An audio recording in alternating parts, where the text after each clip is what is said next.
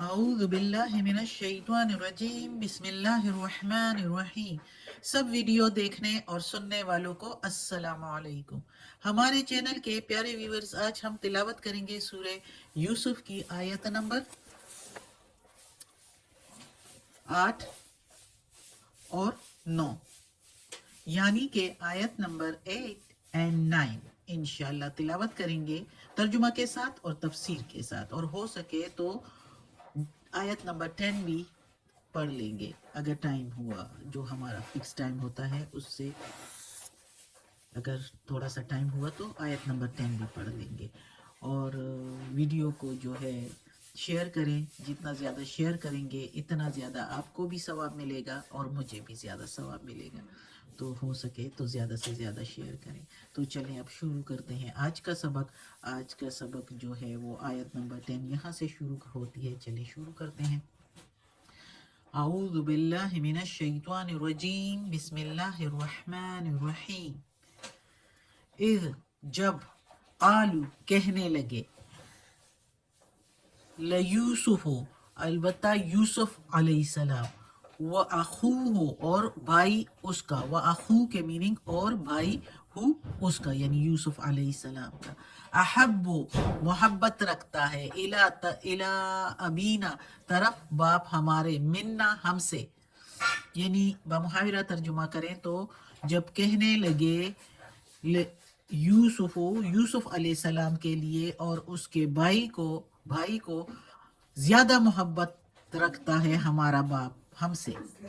یعنی یوسف علیہ السلام اور اس کے بھائی کو باپ زیادہ محبت کرتا ہے ہم سے۔ وَنَحْنُ اور ہم ہیں، عصبہ ایک مضبوط جماعت، عصبہ مضبوط جماعت کو کہتے ہیں، 10-12 بندوں کا جو جماعت کی ایک جتھا ہو اور قوت والے ہو۔ انا بے شک، ابانا باپ ہمارا، لفی البتہ میں، ضلال خطا یا غلطی پر، ضلال مبین کھلی خطا میں ہے، البتہ ہمارا باپ کھلی خطا پر ہے۔ اب اس آیت میں یوسف علیہ السلام کا جو قصہ چلا آ رہا ہے، تو اس آیت میں اس کے بھائی کہہ رہے ہیں، جو اس کے ستیلے بھائی ہیں، ماں کی طرف سے ستیلے ہیں، باپ کی طرف سے تو بھائی ہے لیکن ماں کی طرف سے اس کا ایک بھائی، وہ اخوہ جو ادھر اشارہ کیا ہوا ہے، اور اس کا بھائی تو یوسف علیہ السلام کا ایک سگا بھائی تھا جس کا نام بنیامین تھا۔ پہلے بھی میں نے سبق میں بتایا ہوا تھا کہ ایک بھائی اس کا سگا بنیامین تھا جو کہ یوسف علیہ السلام سے چھوٹا تھا، اور روایات میں ہے کہ اس کے پیدائش پر اس کی ماں جو ہے فوت ہو گئی، جس کی وجہ سے یہ دونوں چھوٹے بھائی تھے تو ماں کے بغیر تھے، تو اس وجہ سے یعقوب علیہ السلام ان دونوں کو زیادہ پیار کرتے تھے اور زیادہ اپنے پاس رکھتے تھے، کیونکہ یہ چھوٹے تھے اور ایک بن ماں کے تھے۔ تو دوسرے بھائی کہہ رہی ہیں کہ ان دونوں کو جو ہے باپ زیادہ محبت کرتا ہے ہم سے، حالانکہ ہم جو ہے وہ ایک مضبوط جتا ہے، وقت پر کام آنے والے ہم ہیں، یعنی اگر قبائلی زندگی کو دیکھا جائے تو ادھر اگر دیکھیں تو ادھر کوئی ریاست، کوئی قانون اس طرح نہیں ہوتا، تو ادھر جو ہے جس بندے کے زیادہ بیٹے ہوں اور جوان بیٹے ہوں یا بھائی ہو، بھتیجے ہوں، پوتے ہوں، تو اس کو زیادہ طاقتور سمجھا جاتا ہے، اس کو زیادہ عزت ہوتی ہے۔ تو اس بنا پر یہ لوگ کہہ رہے ہیں، یہ بڑے بھائی، کہ وقت پر کام آنے والے تو ہم ہیں، یہ دونوں تو چھوٹے ہیں، بلکہ یہ تو باپ کے کیا کام آئیں گے، بلکہ یہ تو خود حفاظت کے محتاج ہیں۔ تو یہ باپ جو ہے ہمارا، یعنی یعقوب علیہ السلام کا کہہ رہے ہیں اپنے بیٹے کہ یہ تو سراسر غلطی پر ہے، خطا پر ہے، کہ ہمیں پیار نہیں کرتا اس طرح جس سے طرح کہ یوسف علیہ السلام اور اس کے بھائی کو کرتا ہے یعقوب علیہ السلام۔ تو یہ وہ ذکر ہے اس آیت میں۔ اب اگلی آیت میں پڑھتے ہیں کہ اگلی آیت میں کیا ہے۔ نقتلو یوسفا، مار ڈالو یوسف علیہ السلام کو، اوِطرحوہ یا پھینک دو اس کو، ارضن کسی دور کی زمین پر، ملک میں، کسی دور کے ملک میں، ارضن یخلو خالص ہو جائے، لکم تمہارے لیے، وجہ توجہ، ابیکم باپ تمہارے کی، یعنی مار ڈالو یوسف علیہ السلام کو یا پھینک دو کسی دور کی زمین میں تاکہ خالص ہو جائے تمہارے لیے توجہ تمہارے باپ کی، وَتَكُونُوا اور تم ہو جاؤ من بعدہ بعد اس کے قوماً صالحین لوگ نیک، اور اس کے بعد پھر ہم ہو جائیں گے نیک لوگ، یعنی یہ ان کا مطلب ہے، پھر کوئی غلط کام نہیں کریں گے۔ اب اس آیت میں یوسف علیہ السلام کے بھائی جو ہے وہ آپس میں مشورہ کر رہے ہیں، اور وہ کہتے ہیں کہ یوسف علیہ السلام کو مار ڈالتے ہیں، اور جو ہے یا تو کہیں دور پھینک آتے ہیں کسی اور ملک میں، تاکہ باپ کی توجہ خالص ہم پر ہو جائے، اور یہ کام کرنے کے بعد جو ہے پھر ہم اچھے بن جائیں گے، پھر اللہ کے اچھے بندے بن جائیں گے۔ اب یہ ایک پیغمبر کی اولاد ہے، تو ظاہر ہے ان کو پتہ ہے کہ اللہ برائی کو پسند نہیں کرتا۔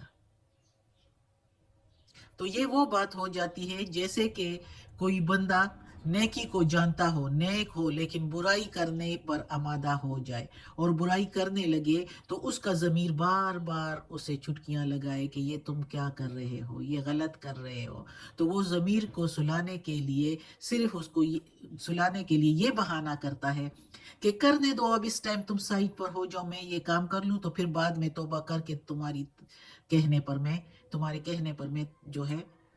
توبہ کر لوں گا اور پھر نیک بن جاؤں گا، پھر کوئی بھی غلط کام نہیں کروں گا، لیکن اس ٹائم مجھے یہ کرنے دو، یعنی وہ ایک طرف کر دیتا ہے اپنے ضمیر کو۔ تو یہ بات یہ لوگ بھی کر رہے ہیں کہ یعنی ابھی جو ہم یہ گناہ کا کام ہے جو ہم کر رہے ہیں، لیکن اس کے بعد جو ہے ہم پھر کوئی گناہ نہیں کریں گے اور ہم نیک لوگ بن جائیں گے یہ کر کے، یعنی یوسف علیہ السلام کو مار کے یا کہیں دور پھینک کے۔ تو اب اگلی آیت پڑھتے ہیں، اگلی آیت پڑھ سکتے ہیں، ٹائم اتنا نہیں ہوا۔ قال قائل کہا ایک کہنے والا، قائل